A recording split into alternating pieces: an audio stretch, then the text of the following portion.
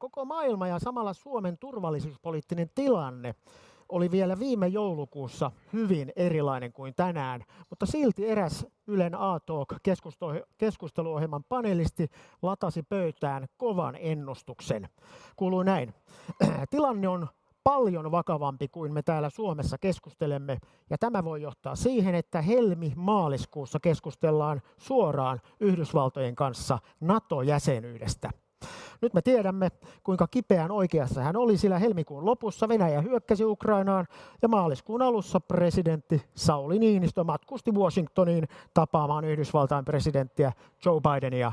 Ja tietysti he keskustelivat Suomen NATO-jäsenyydestä.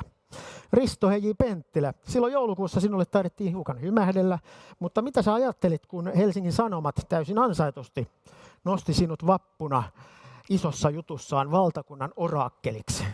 No, ensimmäisenä tuli mieleen, että se on täysin ansaitsematonta. Toisena mä heti pelkäsin, että ihmiset alkaa kyselemään multa lomasääennustuksia seuraavaksi, ja näin on valitettavasti tapahtunut. Okei, mutta entäs nyt mennään tuohon vielä aikaisempaan, että johdat ajatuspajaa ja kansainvälisten suhteiden konsulttitoimistoa Nordic West Officea, ja sinulla on tuntosarvet pystyssä Yhdysvaltoihin. Olet maininnut, että vielä aivan Ukrainan sodan alussa Washingtonissakin suhtauduttiin Naton laajenemiseen hyvin varovaisesti. Miksi näin? Silloin pelättiin 3. maailmansotaa, silloin pelättiin jopa ydinaseiden käyttöä, ja taustalla tässä oli se, että lännen talouspakotteet olivat puraisseet Venäjää enemmän kuin kukaan uskoi, ja niiden tuloksena sitten, niiden seurauksena presidentti Putin oli antanut uhkailuja ydinaseiden käytöstä, ei suoraan, mutta epäsuorasti. Ja tämä synnytti semmoisen mielialan Washingtonissa, että Naton laajentuminen juuri nyt ei ehkä olisi hyvä idea. Entäs sitten nyt, kun sodan kasvot ovat paljastuneet ja Venäjän kortit ovat pöydällä? Sinä kävit vapuntienoilla Washingtonissa. Minkälaista suhtautumista nyt havaitsit Suomen mahdolliseen jäsenyyteen? Suhtautuminen on pelkästään myönteistä, että siellä on voimakas tuki Suomen ja Ruotsin NATO-jäsenyydelle, ja se tuki löytyy sekä kansainvälisen politiikan asiantuntijoista että politiikasta. Toki on sora-ääniä ja on tietysti mahdollista, että prosessi muuttuu ja erilaiset painotukset tulevat esille, mutta tällä hetkellä Suomella ja Ruotsilla on voimakas tuki Washingtonissa. Yhdysvalloissa sisäpolitiikka jyrää aina ulkopolitiikan. Hyvin tärkeät kongressin välivaalit ovat marraskuussa. Mitä Suomen mahdolliselle hakuprosessille merkitsee, jos sen ratifiointi on vielä kesken tuolloin? No kyllä se sitten lisää riskejä, että silloin on riskinä se, että tästä Suomen NATO-jäsenyydestä tulee poliittisen jalkapallon väline, jossa sitten potkitaan sitä siihen suuntaan, kun kunkin tahon intressit sitä palloa haluaa kuljettaa. Että on siinä riski. Silti mä uskon, että se hoituu, mutta kyllä se olisi parempi hoitaa ennen välivaaleja. Jossitellaan vielä. Mitä riskejä näet Suomen mahdolliselle hakemukselle koituvan, jos republikaanit voittavat välivaaleissa enemmistön? No on tietysti mahdollista, että sieltä nousee näitä Amerikka ensin ajattelijoita, jotka ei halua laajentaa NATOa, mutta itse asiassa mä näen sen suuremman riskin kyllä demokraattien puolella tällä hetkellä. Että siellä on 3 ryhmää, jotka saattavat nousta vielä vastustamaan, ja ne on alle 30-vuotiaat, jotka kysyy mikä NATO. Sitten on tämmöinen demokraattien vasemmistosiipi, joka ei ole saanut tätä Build Back Better-agendaa eteenpäin ja haluaa ehkä sitten ulosmitata jotain tämän NATO-prosessin kestäessä. Ja 3. ryhmä on ne, joilla ei ole mitään kytkentää perhetaustan kautta Eurooppaan. Yleensä ei-valkoiset, jotka kysyvät, että miksi meidän pitäisi olla huolestuneita Suomen, Ruotsin turvallisuudesta, miksei esimerkiksi Jemenin turvallisuudesta. Eli on siellä demokraateissakin tällaisia ryhmiä. Tällä hetkellä ne on hyvin pieni vähemmistö, mutta jos tämä prosessi kestää erittäin pitkään, niin nämä yhtäkkiä voi nousta voimakkaammaksi. Kyllä. Me olemme pyytäneet lukijoitamme lähettämään kysymyksiä tähän suureen NATO-keskusteluumme. Ja Petri Temmonen Valkeakoskelta kysyi oivallisesti juuri tähän väliin. Menee näin. Menee parisen vuotta ja Yhdysvalloissa on vaihteeksi presidentinvaalit. Donald Trump saattaa olla taas ehdolla ja hänen iskulauseensa on ollut America First. Miten Trumpin mahdollinen uudelleenvalinta muuttaa NATOa?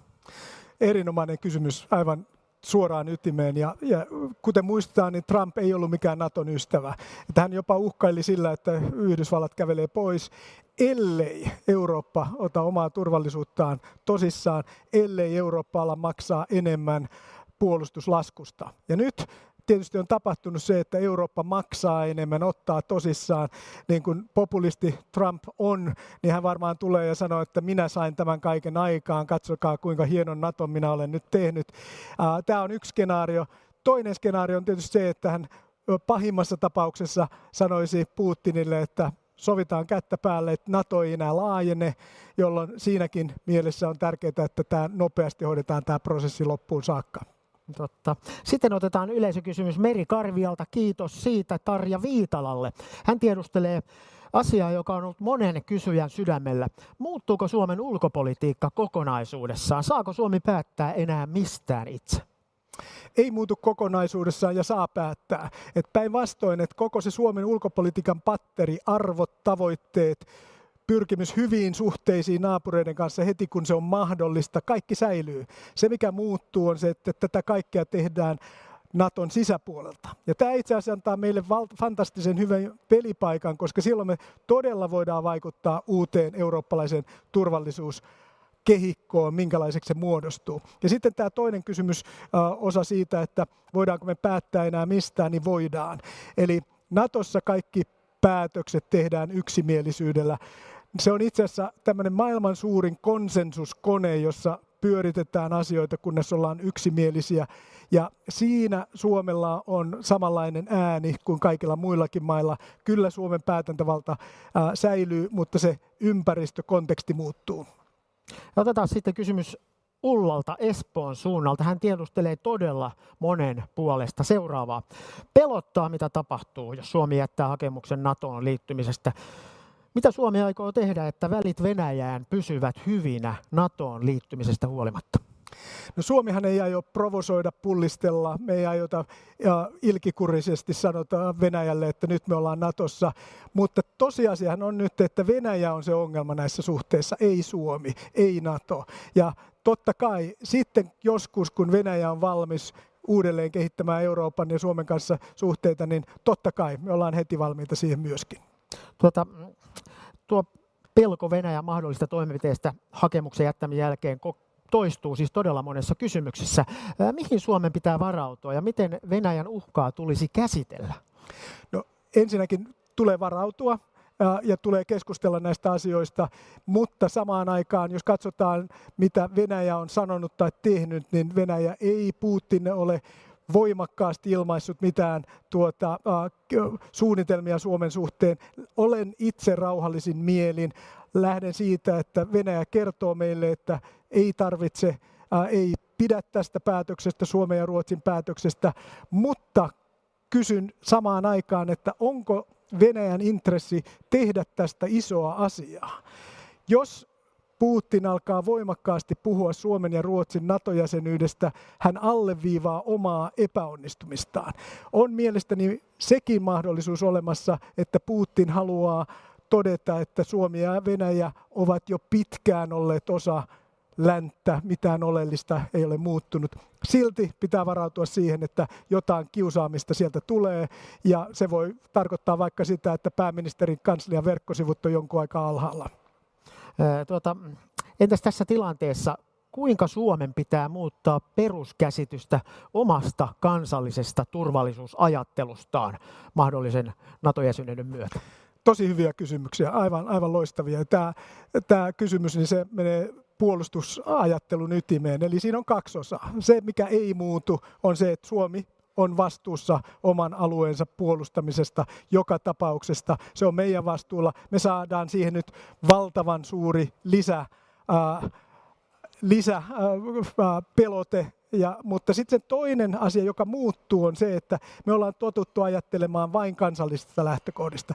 Ja nyt meidän täytyy ryhtyä ajattelemaan, että miten me voidaan estää yhdessä muiden NATO-maiden kanssa se, että missään Euroopassa syntyisi sota. Että saadaan pelote niin vahvaksi kaikkialla Baltian maissa, Keski-Euroopassa, kaikkialla, että sotaa ei voi tulla.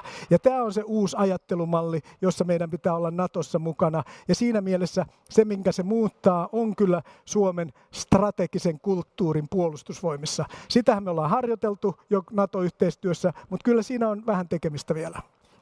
Olet avoimesti sanonut, että Suomen NATO-jäsenyyden tavoitteluun liittyy kuitenkin riskejä. Kannattaako se riski sinusta ottaa juuri nyt? Riskit ovat pieniä, hyöty on erittäin suuri. Tämän NATO-jäsenyyden myötä pystymme sementoimaan oman turvallisuutemme osana NATOa. Tämän jälkeen ihmiset voivat huokaista helpotuksesta.